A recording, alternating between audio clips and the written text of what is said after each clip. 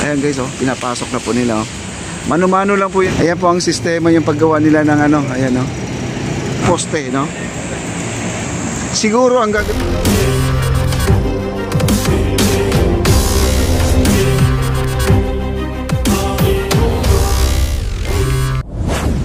tingnan nyo po guys, dito po ay gagawa na po ng pile cap dito. Ngayon mayroon na pong mga forma lahat yan, no? Mamaya susuksukan na po nila ng mga bakal yan. Hello! Yan. meron na. Ayan guys, at ito po ay, ayan po ang sistema yung paggawa nila ng ano, ayan, no? Oh, ganyan. Nakapulupot yan sa ibabaw, ayan, ganyan. Tapos sa ibabaw may flat bar yan, yung sinasabi ko. Itong ano, yung forma na yan, hindi lang semento yan, meron pang bakal niya na naka-square din. Ayun ang pinaka-forma niya mga kaibigan. Yan, mamaya makikita po natin yan na isa-swak po nila yan. Ayan po, tingnan nyo po dito, oh. Ayan, oh. Isushoot po nila yan, no? Ayan.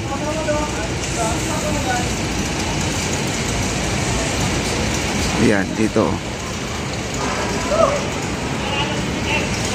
Isaswak nila. Ito yung ano, ito yung forma na, ako, napakabigat pala nito.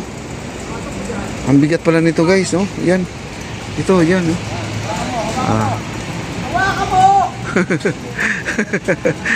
Kasi sila guys, ang nakakatawa kasi to, yung inaapakan kasi sila, bakal lang, no? Bakal. Delikado po pag nahulog yung bakal lang po talaga ang kanilang ano, pinaka-handle niya. Ayan na po, at tutungtong na po sila at iaangat na po nila yan, no? Ayan na, di na po sila gumagamit ng crane, no? Di na po sila gumagamit ng crane. Kaya dito, kasi ang crane natin ginagamit dito sa paggawa ng base na pomoste natin ng tulay papunta doon sa kabila. Ito yung sinasabi ni Sir Charles na medyo may kamahalan po yan. Mamaya pupuntahan po natin yan. Dito muna tayo, eh. Ayan guys, oh, pinapasok na po nila, oh. Mano-mano lang po yan guys, ha. Oh, di na po sila gumagamit ng crane kasi kaya naman ng tao yan. Kaya ng tao, no?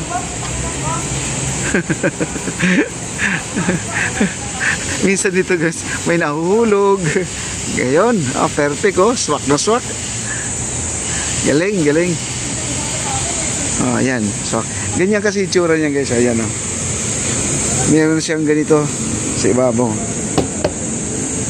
Saka maganda yung plywood niya, no? Ano siya, yung matigas. Okay. Ayan, at na-iswak na po nila. Tapos mayroon pa dito, halos lahat dito kompleto na po, no? Dito sa ating likuran. Ito may ano na po, lahat yan guys, oh, nalagyan na lahat ng forma, may forma na. Napormahan na po nila yan. Aroseros po tayo guys, aroseros. Ito yung aroseros ngayon ay tinatapos po talaga nila yan, no?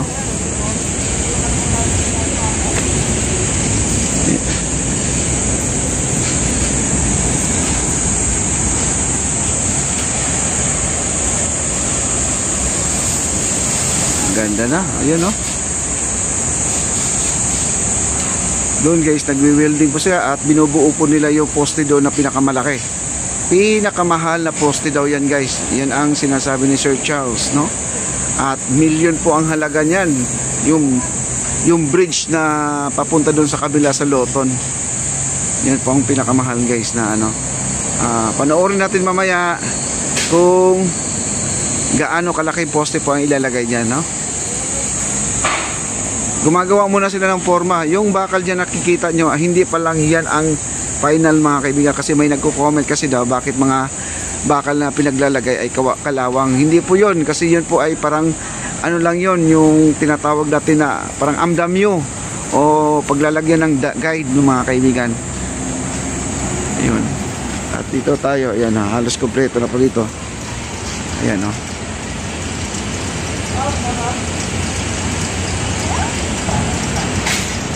Para nakakabingi. Hello ma'am. Oy, sahod pala ngayon, Sabado. Oh. Lunes, malinis.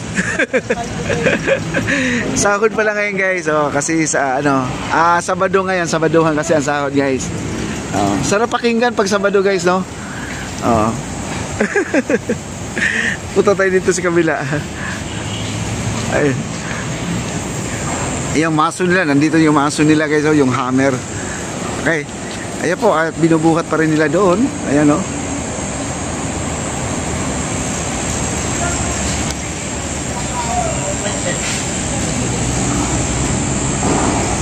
Kita nyo yung square nila guys, napakalaki.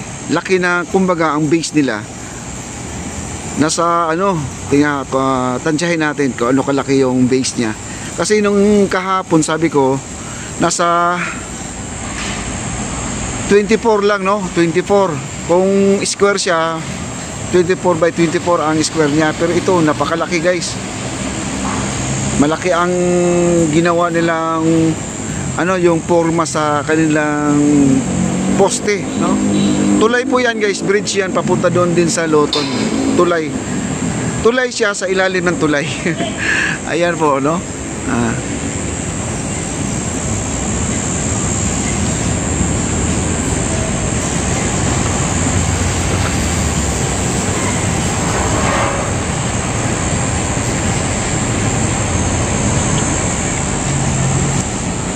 Ayan, sasakay po ang ating isa pang Spider-Man. Ayan, no?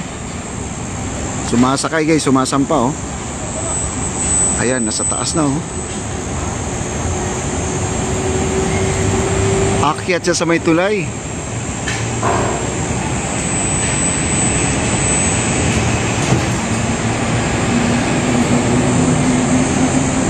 Grabe, walang takot, oh. Umakyat dun sa taas guys, no? May bibilhin yata yun. Sure. Elevator, no? Elevator. Yun po ay plumb bulb mga kaibigan. Naglalagay sila ng hulog para tuwid na tuwid po ang kanilang poste. Plumb bulb. Para yung pagbuhos ng kagaya ng sa mga building, di ba? Para hindi tabingi yung building, hirig. Para hindi hirig. Paglalagay sila ng hulog para malaman nila kung saan yung target talaga ng kanilang poste.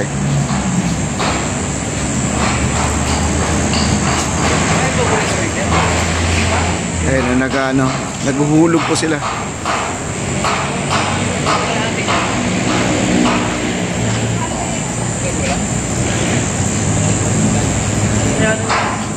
Ayun sa taas yung tao guys, naglalagay po siya ng nylon. May nylon siyang hinahawakan papunta dito sa baba. Ayan po, sinusukat po nila doon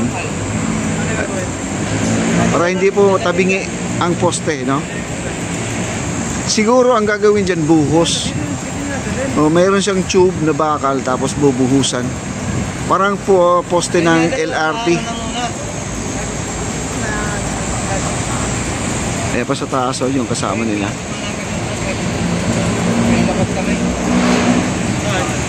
Okay. Tapos tawid sila sa kabila.